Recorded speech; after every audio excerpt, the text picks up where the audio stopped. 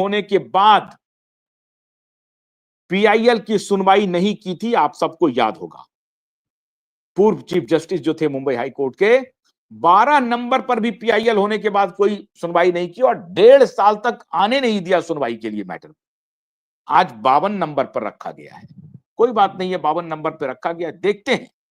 लेकिन अगर 30 अप्रैल को सुनवाई नहीं हुई तो आप मान के चलिएगा कि अदालत इस पूरे प्रकरण में पाक साफ नहीं है। वकील आपके आगे पीछे करें, रणनीति बनाएं, मीडिया वाले रणनीति नहीं बनाते हैं। मीडिया वाले जो साफ है वो साफ साफ आपके सामने रखेगा। मीडिया वालों को किसी से मोहब्बत करने की आवश्यकता नहीं है। मीडिया वाले साफ साफ डंके की चोट पर कहते हैं। 52 नंबर पर यह मैटर रखा गया है। अगर सुनवाई नहीं हुई तो आप फिर दूसरी तारीख देंगे और इस तारीख को बढ़ाते जाएंगे, बढ़ाते जाएंगे, बढ़ाते जाएंगे। होई है वही जो राम रचि राखा। आपको तो सुनना ही पड़ेगा मिलॉर्ड।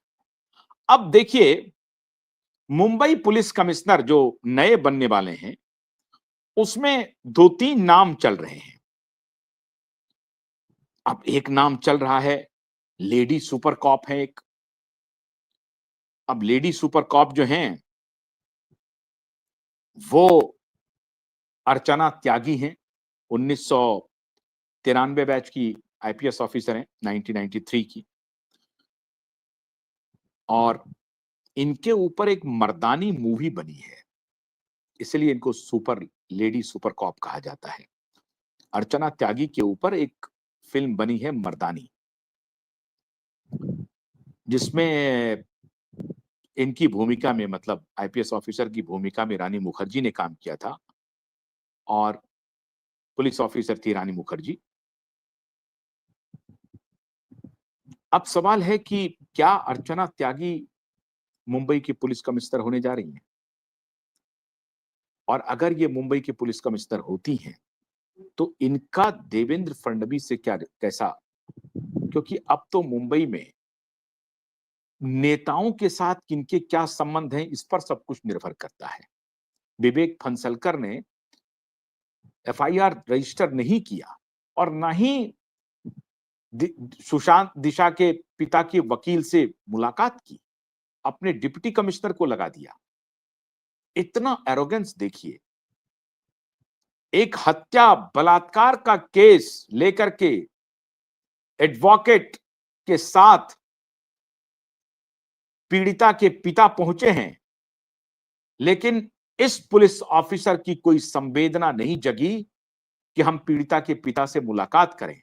ये एंटी रूम से निकल गए या कहीं छुप गए और अपने डिप्टी कमिश्नर को लगा दिया कि आप जाकर के मुलाकात कर लीजिए।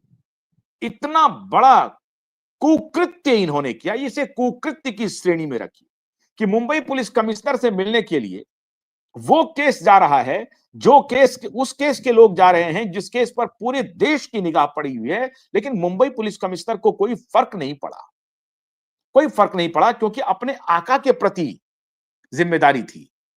वो भ्रष्ट उद्धव ठाकरे और आदित्य ठाकरे के खिलाफ विवेक फणसलकर की जिम्मेदारी थी। विवेक फणसलकर की जिम्मेदारी एक पीड़ित बाप के लिए नहीं थी, कोई संवेदना नहीं थी विवेक फणसलकर को। आईपीएस और आईएएस ने इस देश को तबाह कर दिया है।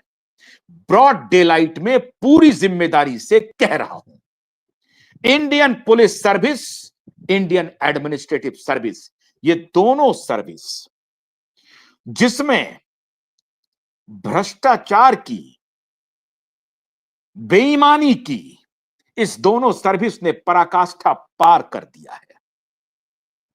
इनको कोई कहने वाला नहीं है, कोई सुनने वाला नहीं है।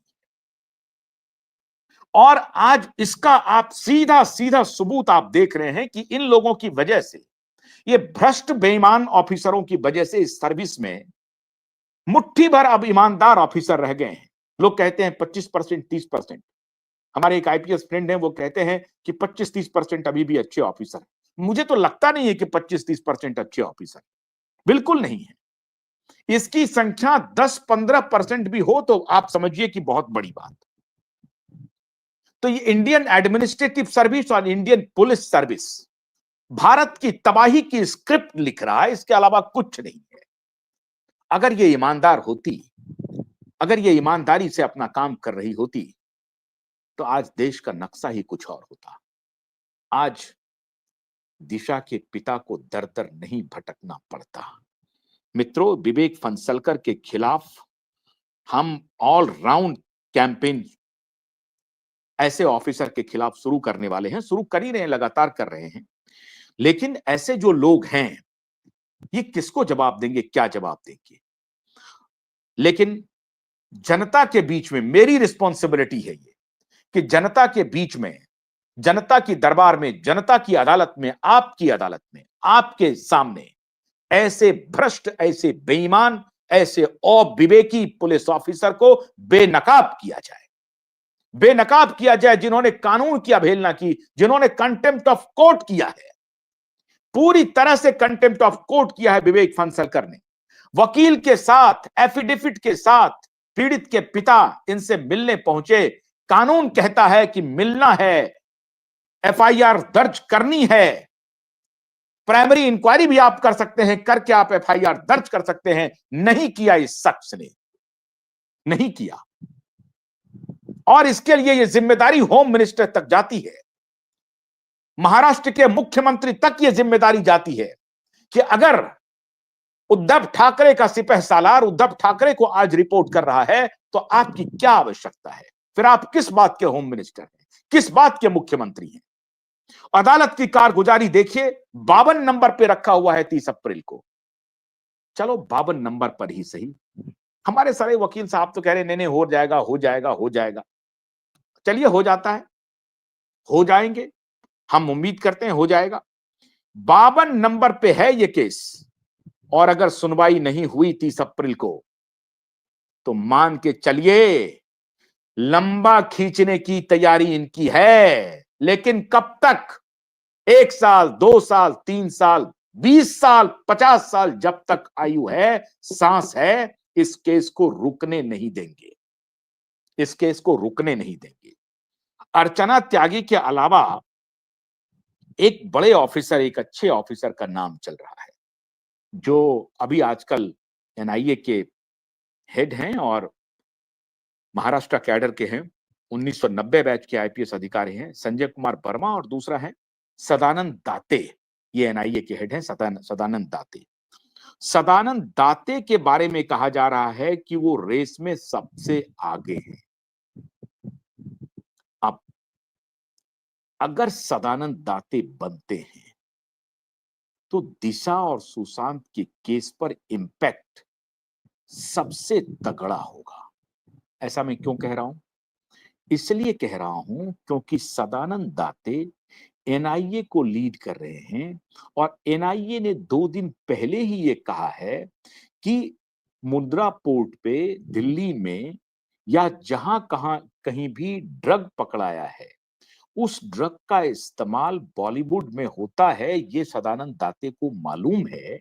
और ब्लैक मनी और अवैध हथियार की सप्लाई में भी बॉलीवुड के लोगों की भूमिका रही है, जाने अनजाने में। तो एनआईए के इस वर्तमान लीडर को, सदानंद दाते को, सब कुछ मालूम है।